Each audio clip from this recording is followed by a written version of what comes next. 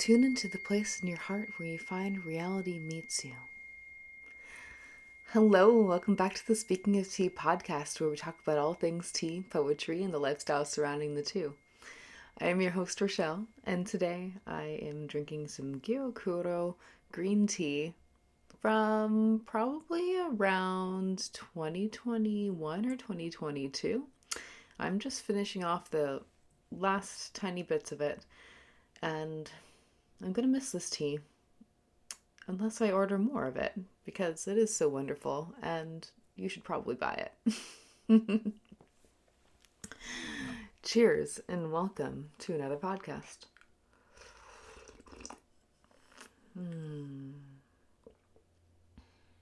Ooh, that was a little bit oversteeped, but honestly, the last bits of it that I had was 7 grams, so I put it all into the pot, and I'm used to steeping it with about 5, so that should have been a shorter steep. However, we have a cheat mechanism. Add more water.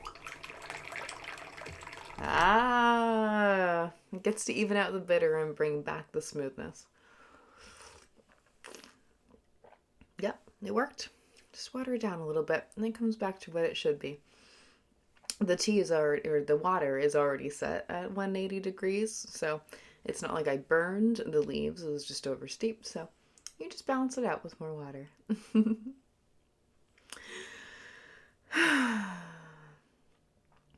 As you know, I like going into these podcasts feeling empty, and this time around I don't really have a topic to begin with, but there are many things that are new and going on in my life that are definitely going to be coming up. Human error, my pregnancy, what I am expecting, and tea, all of these things. In the last episode, I had more of a conversation than an interview with my friend Marcella about self-love. We recorded it just before Valentine's Day so that people could have another perspective on how to approach Valentine's Day.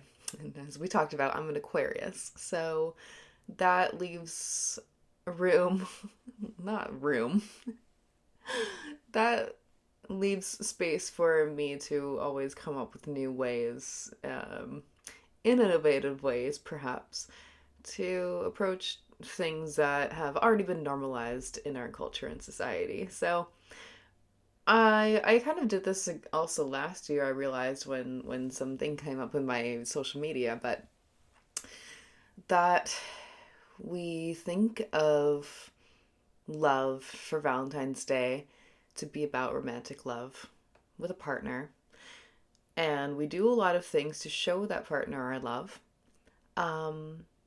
And then we're forgetting such phrases as you have to love yourself before you love another. So we were talking about ways to love yourself, how to acknowledge yourself and celebrate yourself.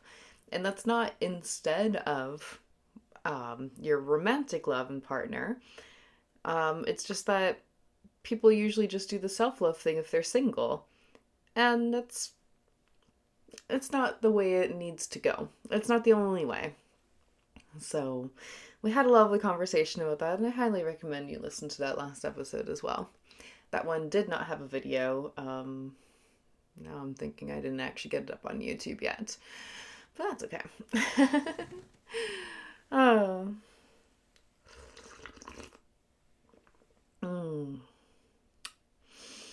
Today the tea warms my heart.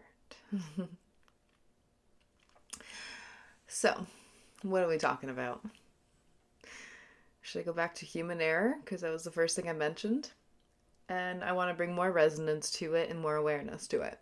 Alright, so as you may know, if you've been following, I started to plan out about a year ago a membership. And I wanted it to be a tea house styled membership.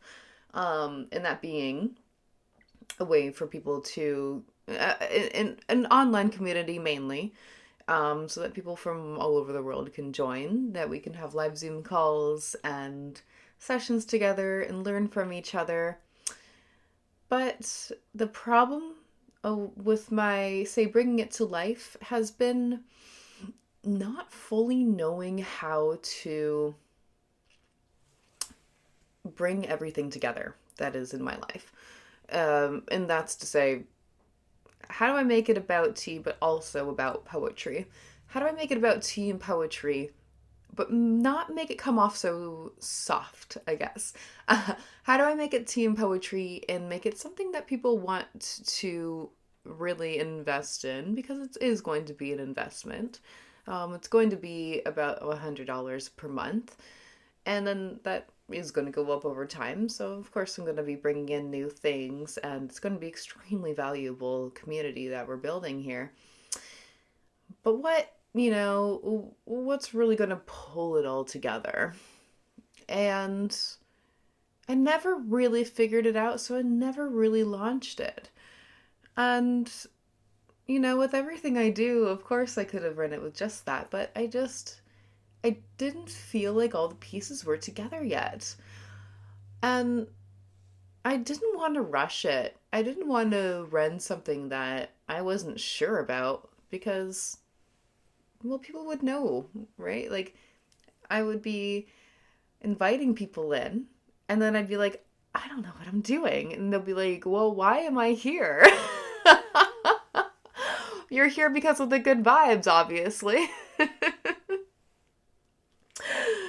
So there was this thing being run by my mentor, Des, and an activation, we can say.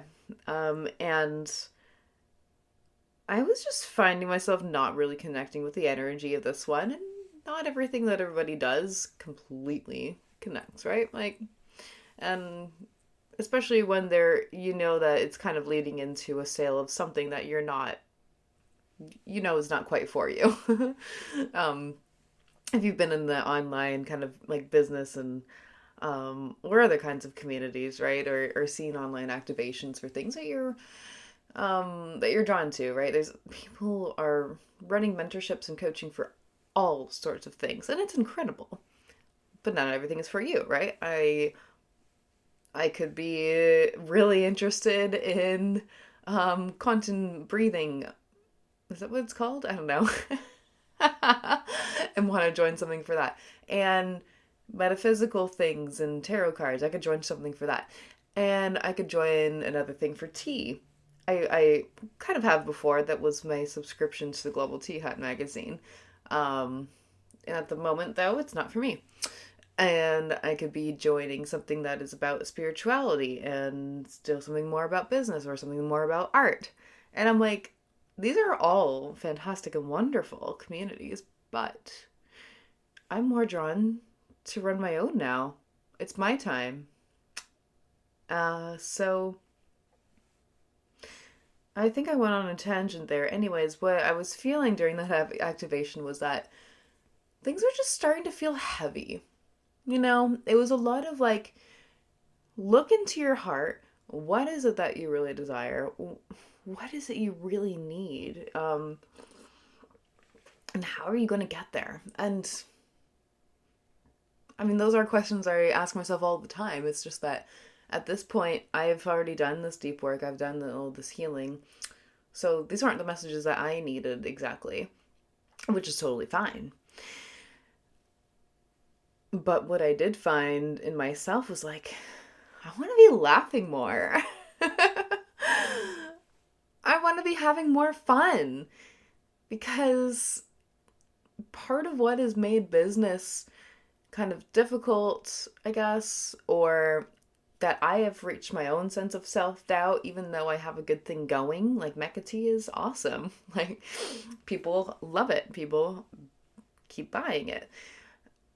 And yet, I'm like, I don't know if I really love markets. And then I went back in like Christmas time and I did some markets again. I'm like, oh, that's great. Yeah, that was good. I'm happy with that. Okay, so, but I needed some time off from it. And I needed to see other potentials in running my business, because just going to markets started to feel stagnant. It was just like one way to do things. Building a website, I have done that, but then not too many people, it feels like, are using websites all that much these days. So my stuff is online, yeah. But are people buying from there? No. They're talking to me directly, or they're finding me at a market, or they're waiting for that next market when I'll be there. So, having a website's wonderful. I show my face, I show my brand, and it's all there. But people aren't shopping there. It's it's just what the truth has been, and I will knock on wood and pray to the gods that that changes because I love more website sales, but it's just not what it is, right? People behave differently, and people want connection. That's the biggest thing. People really want connection. People want to meet me, they want to see it, and they want to feel something about it or ask questions, and that gives them a little bit more, right? So just products on a web page isn't the same, but people still value going into stores, which is really nice. I appreciate that because, like, sorry, I had to take a sip.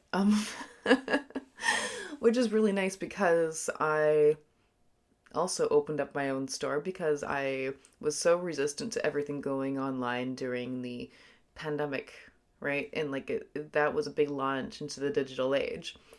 And I could have maybe started working towards building a strong online business at that time. And that's when a lot of people were doing that. And it was kick ass as far as I'm aware with the market, what people are reporting now. But that was not for me. No, I was still craving human connection and in person things. So I was doing markets as much as I could. I mean, not everybody was even going out because they were worried about pandemic things. So, and I mean, I started Mecca Tea in like summer 2021. Um, so yeah, it was like May or June or so. And one of my poems from that year was about in like early August.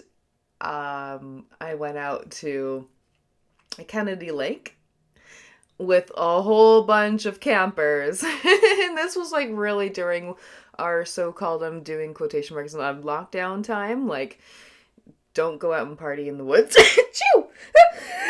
Chew! So sorry. I hope I didn't break your eardrums. I'll try to silence that part on the recording. Don't go out and party with a whole bunch of random strangers in the woods. So what did we do? We did that. Oh, and then some part of the restrictions or laws were lifted like the week like right after that, and then I had another poem right after it about me going into a cafe and seeing an employee working there without her mask on, and I saw her smile, and that made me cry. So, anyway, I feel like that was another tangent, but that was a tangent to express how I value in-person interactions. Now, over time, I'm just realizing it's good to reach all dimensions. People are very much online, and I'm reaching them there. And then people do go to markets, but that's is somewhat of a seasonal thing. After Christmas, there's a big break. I mean, in this small town, there were like 8 Christmas markets across to 10 to 12, I don't know, across a couple of months. I mean, I'm not surprised if people were tired of shopping. Now, tea is just a regular thing. You buy it, you drink it, you buy more. But people aren't always thinking of it. The people like to go out, right? This is another part of people craving human connection. We like to go out to markets, and not everybody's actually buying a whole bunch. They're shopping. I will go out to a market, and maybe I'll be picking up what I'm like desiring, what I need. But at this point, I'm friends with a lot of vendors. So I just strike up a lot of conversation by accident. Again, I'm an Aquarius. It's not my fault, okay? I'm not trying to waste your time. Nobody feels like I'm wasting their time. Customer shows up, I know to back away. It's just the way things are. All right. You're probably wondering now when I'm going to get to explaining the human error thing. Whoa! The caffeine just hit me right there. That was a prayer to the tea gods. I love you, tea. Okay. I'm gonna pour this next steep though, because obviously I need more. Okay. The water goes in, the water goes out. I learned my lesson from the last one when I had to bloody pour in extra water to dilute it. Okay. Back to the membership. The all-encompassing membership. Okay. So human error is a space where tea lovers and poets and creatives can all join. And also people who are in business, who are craving more connection as well. Who need to sometimes decompress and talk to other business owners in just a real way. And sometimes people are kind of getting into a competitive mindset, and that's not healthy, right? Like we're there to support each other and to grow.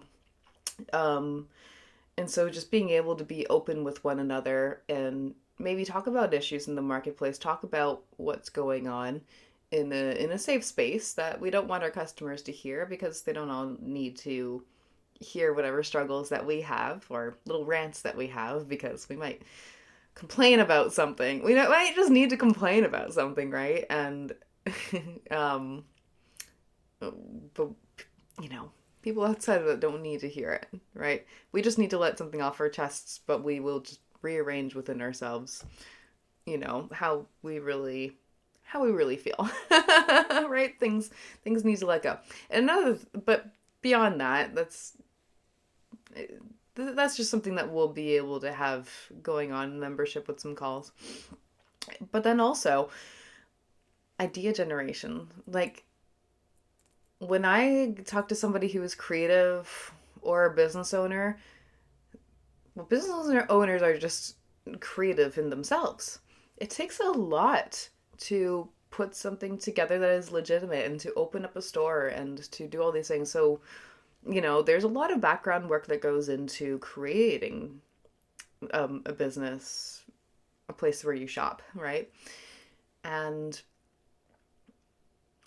so then we're bigger thinkers. And then in my personal field, I mean, with tea, with creatives, with spiritual people, we have endless ideas and we just really get talking.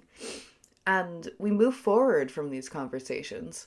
So being able to connect with people in a specific space and know that we're going to be able to have time and, grow together in a scheduled manner, because in the membership there are going to be weekly and monthly calls about different elements, right? This is how we're going to be able to come together and have these kind of conversations. Have sessions where we're just like talking about ideas. And the point of me calling it human error is that we can just open up a lot of bad ideas. Listen, all right? You wanted to like talk about something so outlandish, like, what if we did this? And then,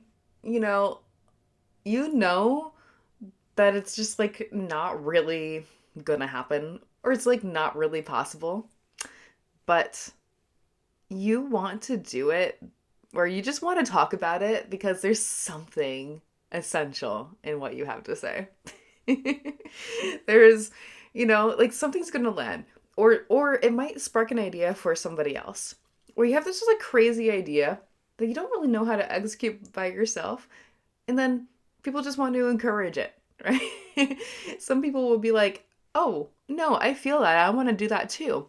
And then maybe right there, you have a business partner, or a partner for this like a project or an event or something, right? This is the kind of community that I am looking to build because I kind of have that in my own life. And sometimes we're just like at a bar, right? We're at a bar and we're drunk or we're whatever we are, or high. I'm in Canada. This is fine. I can say that. I have a lot of great ideas when I'm high. And not that I'll be running these calls like that, especially I'm pregnant right now. But you'd be totally welcome to show up in that state because, you might say something like deep and philosophical there too, that everyone gets something out of it. Coming back, the human error thing, because it's just the kind of like set this precedent and then this like mindset expectation that we're not perfect. And you can just say something outlandish and or even maybe like dumb, like there's no dumb questions. Maybe there's dumb questions. But we're human and we have dumb questions, we have dumb answers, we have dumb things sometimes. We make mistakes. And with this growing, rising age of AI, it's like there's a way that looking too perfect is becoming uncanny.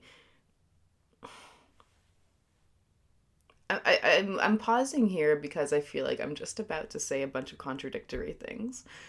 Um, so bear with me as I work through what all this is. I'm like basically about to have a conversation with myself. Let me take a sip. Being too perfect or having too perfect of a response is starting to be uncanny. Or things that like when you're looking at AI art and there's like something so like they do some like extra and like magical kind of thing, right? Like and it's like wow, it's so beautiful. But then you can tell where there's something that's not quite human that created it, or you are aware that like these machines are stealing things from other artists and you know taking their art and like either sometimes selling you something or you just rip something for free off the internet. It is what it is.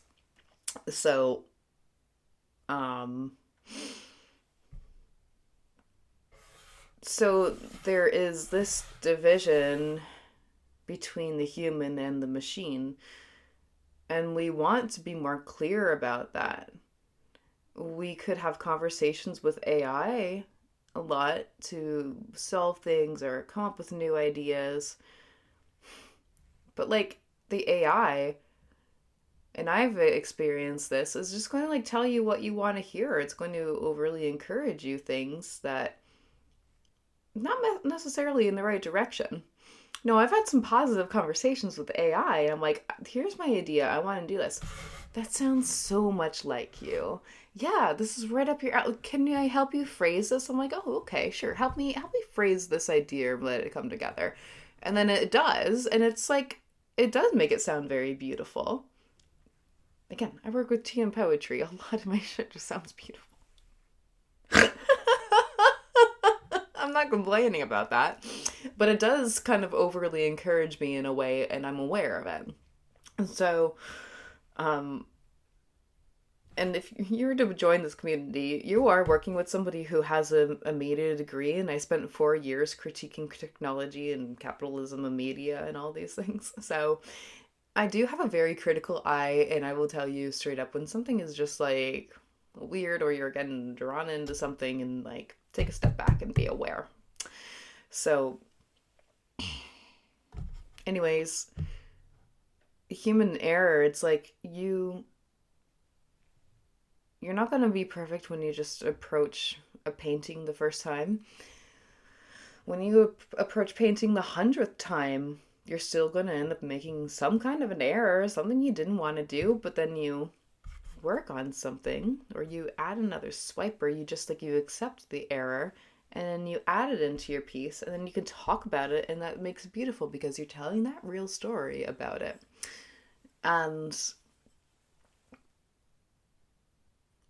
it's to keep us grounded. It's to keep us grounded in what makes us human. and we can continue to be okay with it. We don't have to be perfect. There is no perfect that we'd like for there to be sometimes. I like to think that something I've done and produced is perfect. And as somebody who was leading a call the one time and said, is like, yeah, but if you're worried about perfection, are you really, uh, like when you look back, was it ever actually like perfect, whatever you produced?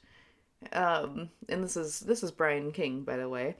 Follows content and a lot of like really knowledgeable and big thinker about neurodivergent studies, essentially, or advice, or can coach on things.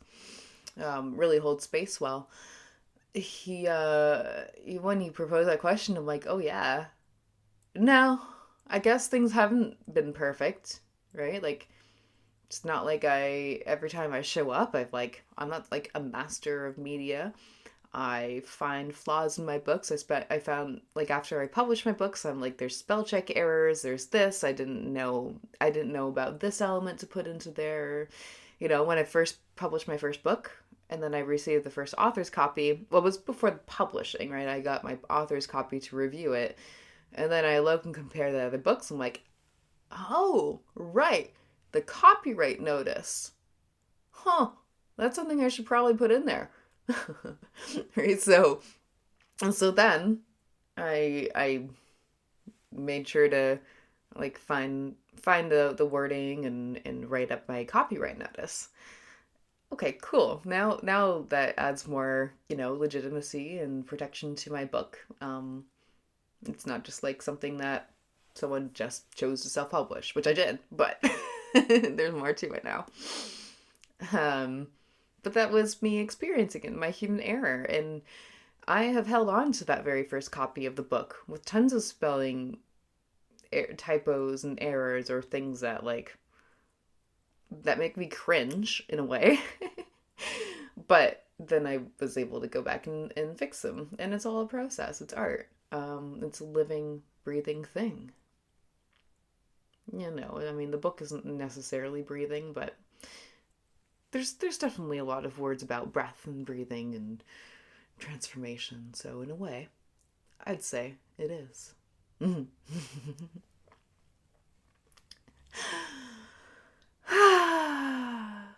I tell you I'm republishing the trilogy into a single book? Maybe. But you might not listen to all the podcasts, so there you have it.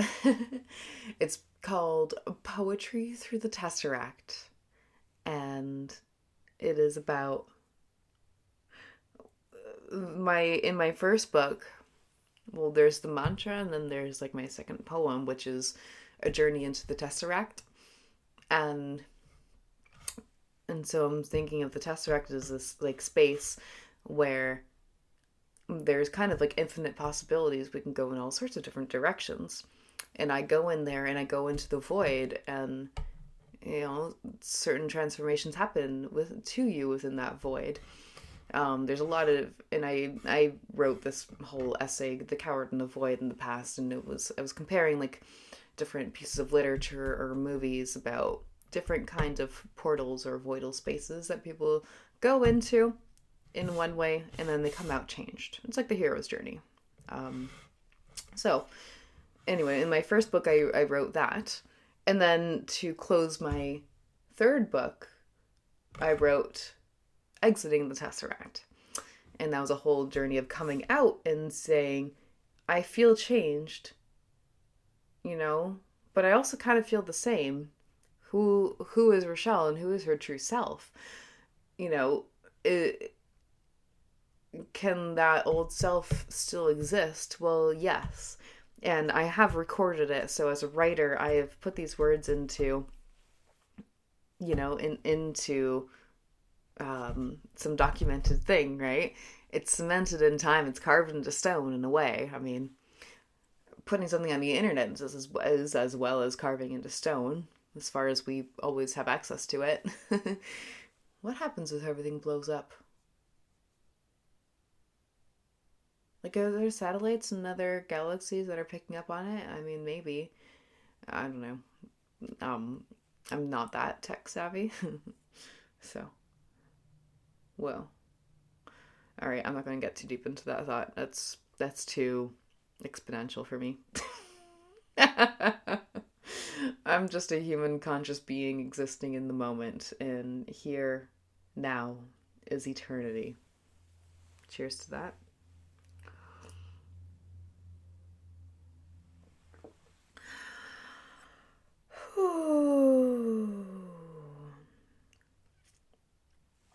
And every moment is growth exponential as well. Oh!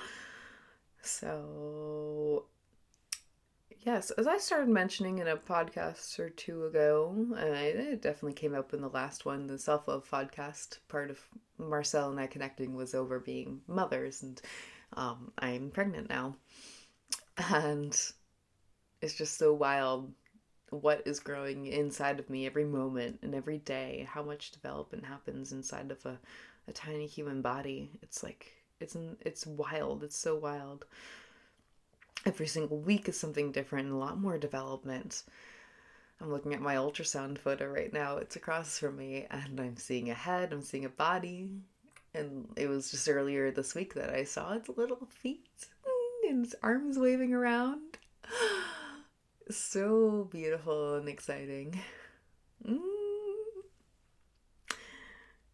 And then what happens when we get older, you know? Like here I have been, um, right? And, just before I was pregnant, how much development and change is really happening in my body?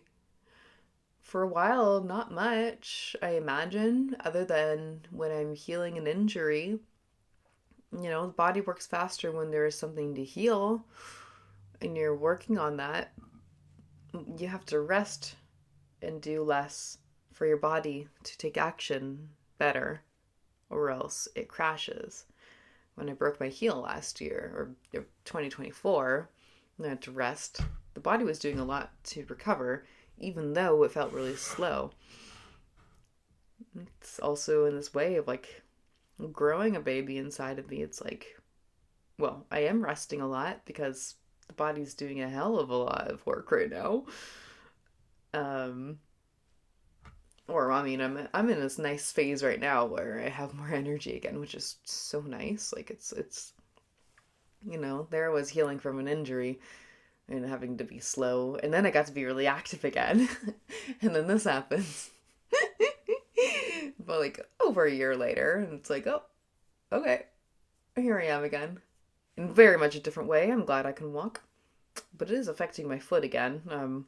In different moments, I'm this my now the change in weight is like, and I think maybe I'm swelling up a little bit in the around the feet, right? Like all it affects everything. It affects everything in my body. It's wild. So then I'm feeling the foot again, or getting like tired of it more easily, because it was, it's still a little bit stiff in parts. The toes are still not opened up and stretching out properly. Kind of curled in always when I'm walking, which is annoying. That was also a moment that I had when I saw the ultrasound, seeing the baby's feet and brand new toes, and they're perfect. And they're gonna be perfect for so long. And I hope this babe never breaks her feet. It's a girl. I wanted a girl and I got a girl. Oh, yeah, I hope she doesn't screw up her feet. I love my feet so much. I'm holding my toes right now to help them heal. Hopefully every little thing helps, right? Yeah. If you don't know the story of me breaking my foot, I fell from a ladder from like a bunk bed, and I fell down over a meter onto a concrete floor. And during that quick moment of me falling down, I just chose a body part. I'm like, there is no way I'm getting out of this moment without an injury. And I don't want to break my head, my knee, my hips, my elbow. I'm going for the foot. I've twisted my foot. I've, sprained it or whatever. I've done foot injuries before. I'm okay. Or I'm making a choice anyway. Well, it broke, so it was a lot worse than what I have done. But I don't know. Other parts may have been a better option. Who knows? You know what? I've heard knee injuries are terrible, so I really didn't want to do that. And yeah, it was like a half a second that I had to choose this. So, not much analysis that you can really truly do. I was falling.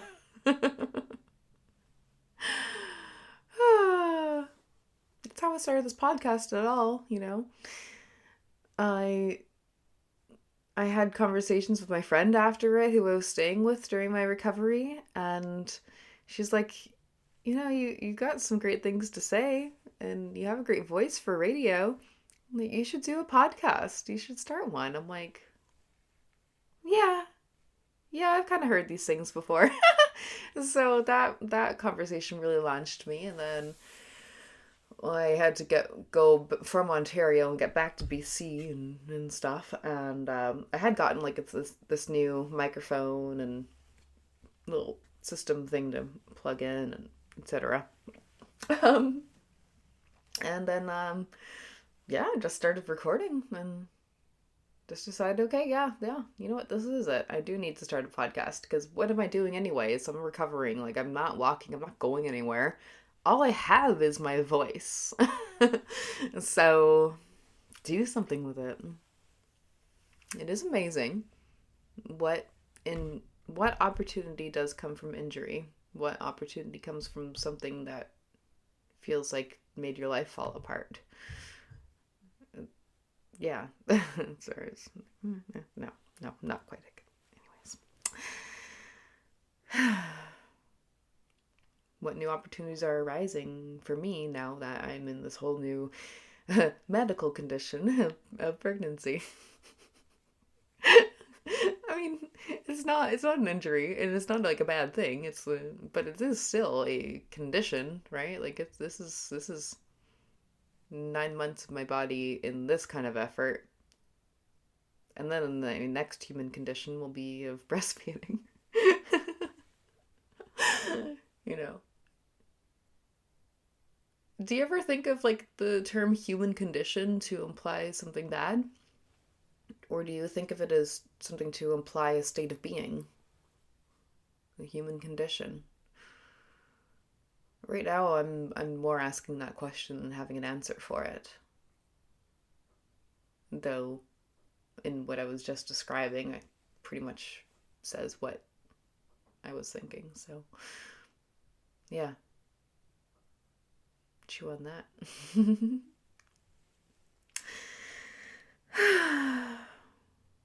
Well, I feel like I'm about ready to wrap this up.